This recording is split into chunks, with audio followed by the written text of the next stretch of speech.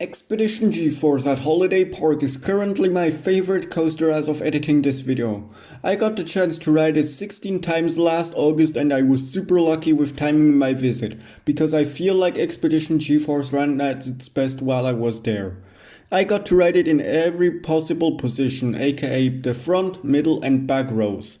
In this video I will rank every element from this coaster from worst to best and share my thoughts and opinions on every element.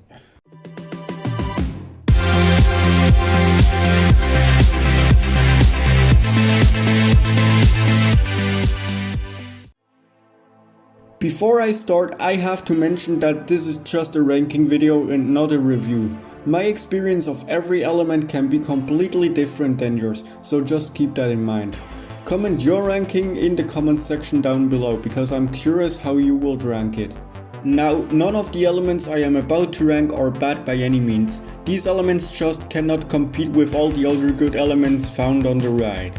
Just one last thing before I start the ranking. If you end up enjoying this video, consider leaving a like, and if you want to see more videos from me in the future, you can always consider subscribing. I have awesome videos planned for the future and a lot more content coming soon.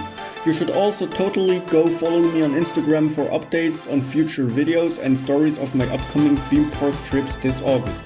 And with that out of the way, let's start with the ranking. The overbank turn before the quad ejector bunny hill finale is in my opinion the weakest part of the ride. It's just a filler element and a way to turn around to set the ride up for the finale.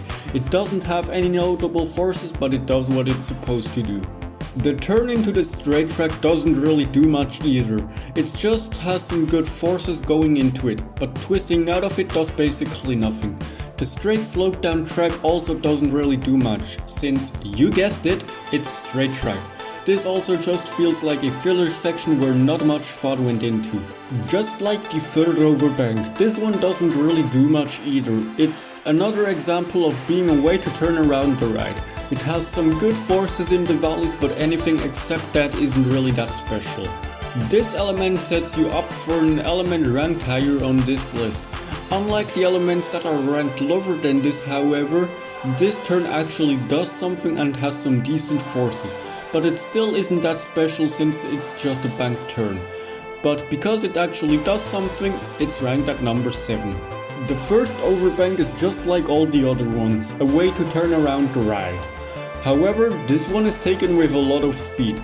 It doesn't have any forces nor has it any hang time, but it's the best out of the 3 overbanks found on the ride. It still isn't anything mind-blowing though. The drop is only ranked at number 5 because it's only really good in the back. Now don't get me wrong, it's an awesome drop, but the full potential only exists in the back row.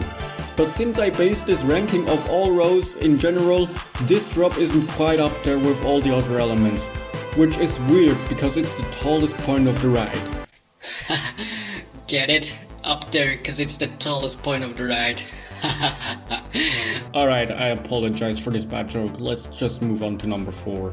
The twisted hill is pretty solid in all rows. It's a good strong moment of flowjector airtime mixed in with some sweet laterals from the transition.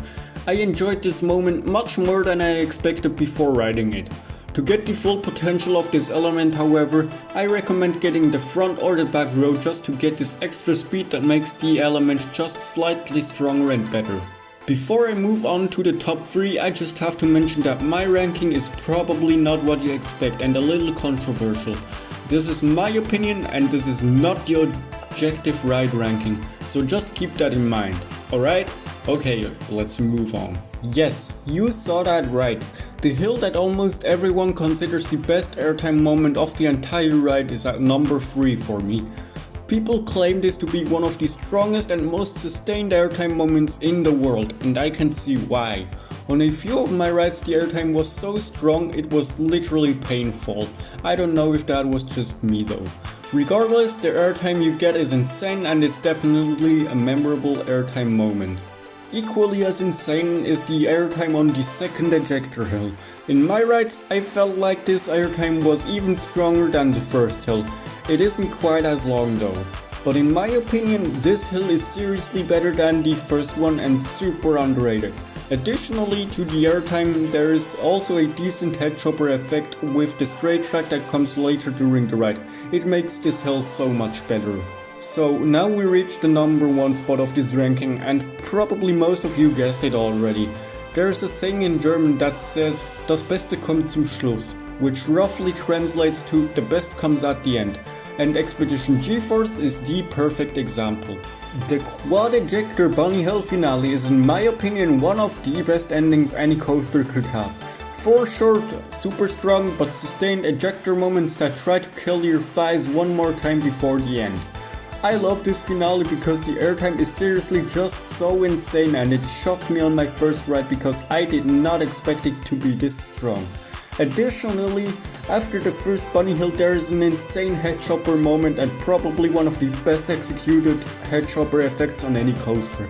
Because of the strong ejector airtime, you fly out of your seat and then you just see the support beams that are incredibly low. Because of these circumstances, it literally feels like you are about to lose your head. It just works so well. So yeah, definitely a banger finale, and it even delivers in middle rows. So yeah, this was my ranking of every single element on Expedition Geforce. Let me know in the comments section how you would rank these elements. I am interested to read your comments and opinions. If you enjoyed this video, remember to leave a like and consider subscribing to my channel. It doesn't take long and you can always change your mind later. Also make sure to go follow me on Instagram for regular updates on new videos and my theme park trips if you are interested. Thank you all for watching. Swiss Coaster Enthusiast out. The overbank turn before the quad ejector bunny hill. Why do I sound so bad? The twisted hill is Proddy. Yeah, alright. I'm done. I'm fucking done. What is wrong with me, dude? This also just feels like a filler section where not much thought went into. Yeah! Woohoo! Nailed it!